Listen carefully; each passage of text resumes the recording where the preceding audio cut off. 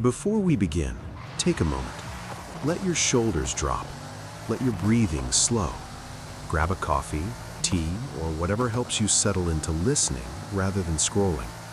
Because this story isn't loud. It doesn't announce itself. It's the kind of idea that sneaks up on you, and once it does, it's very hard to shake.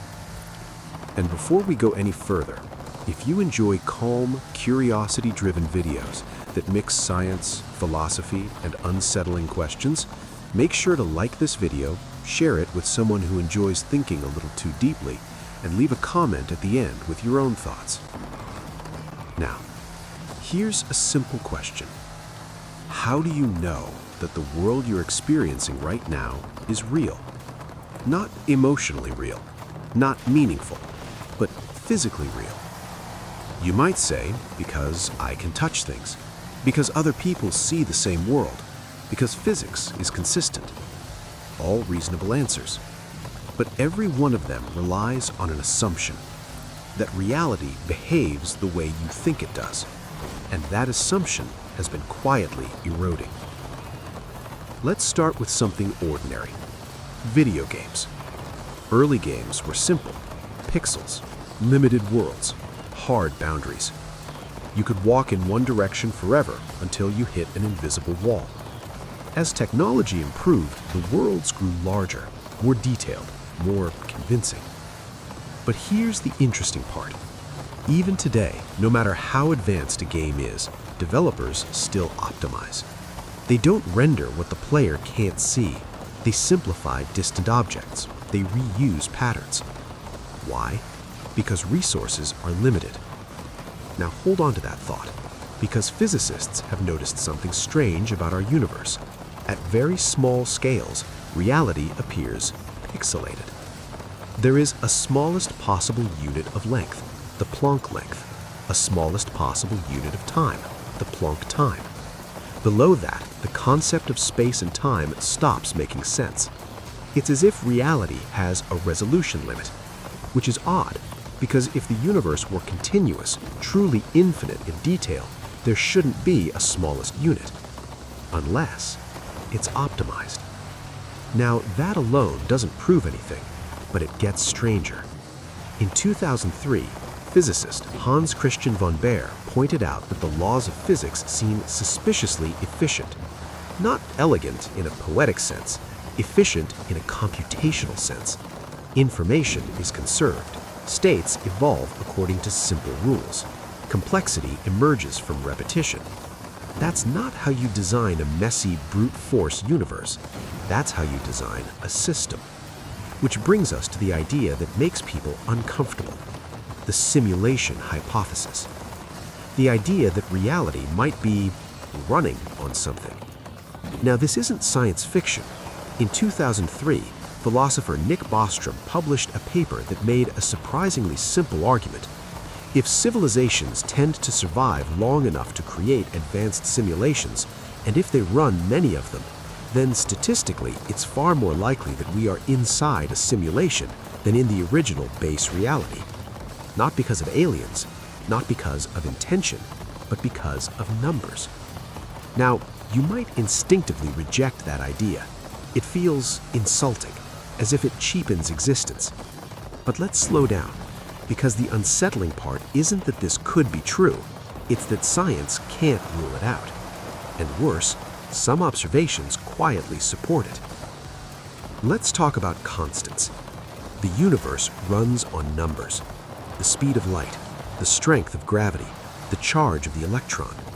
Change any of these slightly, and stars wouldn't form, atoms wouldn't hold together, life wouldn't exist. This is called fine-tuning. One explanation is luck, another is multiverses, but there's a third explanation, that the constants are set, like parameters. Now that alone still doesn't prove a simulation, but then we notice something else. The universe appears to obey information limits. There's a maximum amount of information that can exist in a given volume of space. This is known as the Bekenstein bound. In other words, reality has a memory limit, which is exactly what you'd expect if information were being stored. Now, let's talk about something even stranger: quantum mechanics. At the quantum level, particles don't have definite properties until they're observed. Before measurement, they exist in probabilities, not positions, not states, probabilities. This is known as wave function collapse, and it's one of the most baffling aspects of physics because it seems to suggest that observation matters. Now ask yourself this: why would a universe bother calculating precise outcomes before they're needed? Why not wait? Why not resolve details only when measured? That's not how classical physics works, but it is how rendering engines work. Now again, this doesn't prove we're in a simulation, but it raises uncomfortable analogies. Then there's something even stranger: randomness, or rather, pseudo-randomness. True randomness is hard to generate. Computers struggle with it. They usually rely on algorithms that only appear random. Now, physicists study randomness very carefully, and quantum randomness is believed to be truly random. But there have been debates about correlations, about patterns, about whether some random processes show subtle structure. Nothing conclusive, but enough to make people uneasy. Then there's the speed limit. Nothing can move faster than light. Why? One explanation is causality. Another is computational constraint. Information can only propagate so fast, just like in a system with limited bandwidth.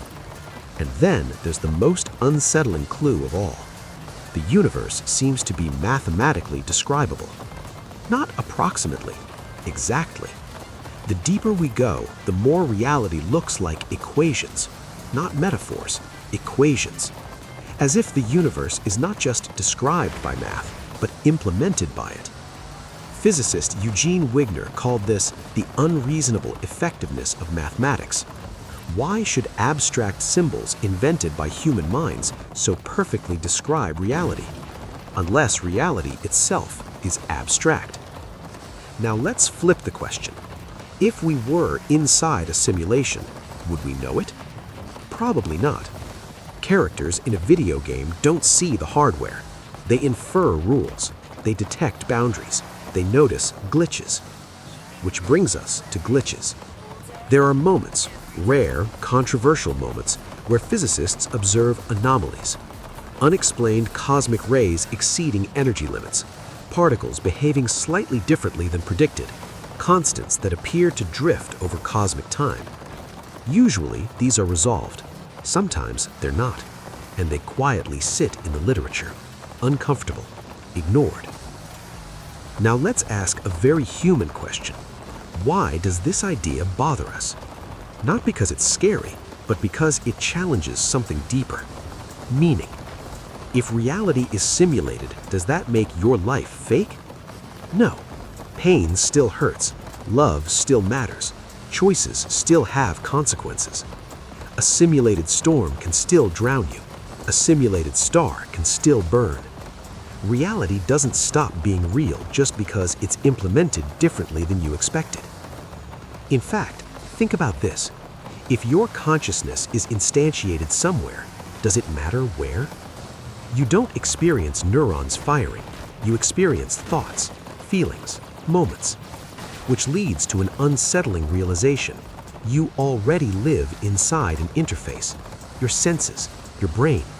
You never experience reality directly, only a model of it. So whether the universe itself is a simulation or just behaves like one, your experience is already mediated, filtered, rendered. Now here's the part that really twists the knife. If we are in a simulation, then the creators might not be gods. They might just be curious, or bored, or running experiments. Or maybe they're gone. The simulation could be orphaned, running without supervision, which means there might not be answers, no end goal, no exit, just continuation. Now, to be clear, there is no proof that we live in a simulation. None. But there's also no proof that we don't. And that's the part scientists find deeply unsettling. Because science is very good at ruling things out. And this it can't. Yet. So the next time you notice reality behaving oddly, a coincidence that feels too perfect, a rule that seems arbitrary, a limit that feels imposed, ask yourself, is that just how the universe is? Or is that how it's built? And then ask the most important question of all. If this is a simulation, what would you do differently? Because meaning doesn't come from where reality comes from. It comes from what you do inside it. And whatever this is, you're here, now, thinking, feeling, listening, which makes this moment real enough. If you enjoyed this video, make sure to like it, share it with someone who enjoys late-night philosophical spirals, and leave a comment below. Do you think the simulation